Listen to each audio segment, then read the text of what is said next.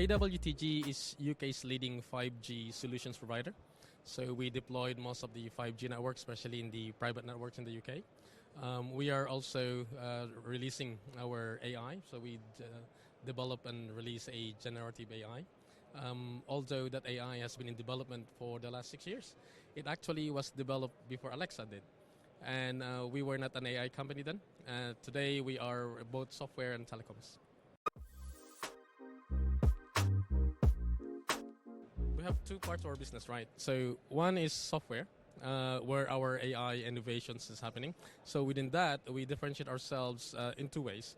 One, we have open source platforms, and these platforms are deployed to government, deployed to public sector, and they power, for example, the apprentice program at Liverpool City Region. How we differentiate ourselves, it's the way we work with our customers and the way we provide our open source platform and in collaboration with those customers. Now, in terms of the telecommunications part, we develop our own stack, especially for 5G, CU, non-RT RIC, where we are different from others. Is that the advancement we have combines both our AI development and our software, and in the telecoms experience and expertise that we have.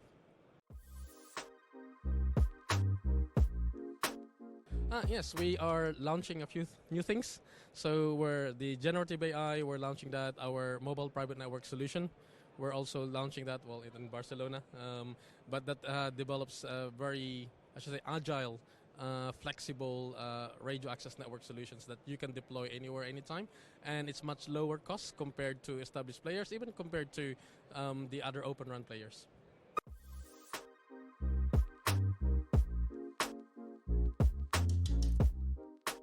So there are a lot of use cases that we deploy. So, for example, we work with the borderlands, or a region between Scotland and England, providing them with 5G connectivity and the use cases. So, one of those use cases are people counting, the real people counting how many people are passing through the city, basically, and then it looks into parking availability. For example, if you're in Windermere, you're going to cross the ferry. It takes time, you have to wait. And then part of that use case is also redirecting visitors where they should go. Right, so instead of waiting in a queue for hours and hours, you're then redirected to a better place to go. Let's say you go to look at Hadrian's Wall instead of waiting in the queue. So it's basically improving visitor experience. So that's one of the use cases. Within the 5G part, we have connectivity use cases within the non-RT RIC, and these are automations in the network.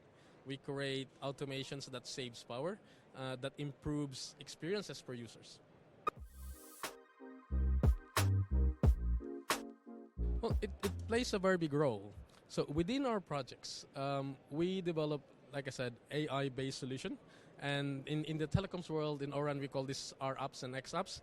And a big focus of that is sustainability in terms of how do I utilize less power into my systems, providing a more sustainable environment.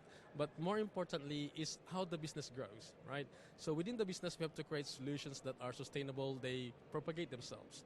So within our generative AI, we provide them for free to our customers for now, and we provide them for free to the public sector.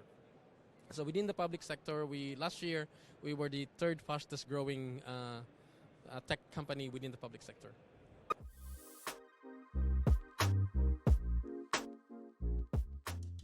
So it depends on how you define emerging. We typically define emerging as something that haven't came up. So we look at the sixth generation of networks. So today we're deploying 5G, right? We use sixth generation. This will have a huge impact because it's a combination of what we have today. So we have AI, which is what most people say emerging, but to us it's not emerging. It's been there around. We've been developing around it. So the sixth generation network combines your AI capabilities, combines your terrestrial network, your space, and your high altitude platform. So this makes very, very big impact on how we communicate, and also makes a very big impact on how we deal with certain things as we do today. It will change things. So that's what I think is what's the big things coming. So for the coming years, we're refocusing our business into two aspects. One is being a AI first software. All our software now are going through AI first. That's a big move that we've been doing. And then the next thing that is the private network. collaborating not only with enterprises but with the network operators on how to deploy public and private networks together.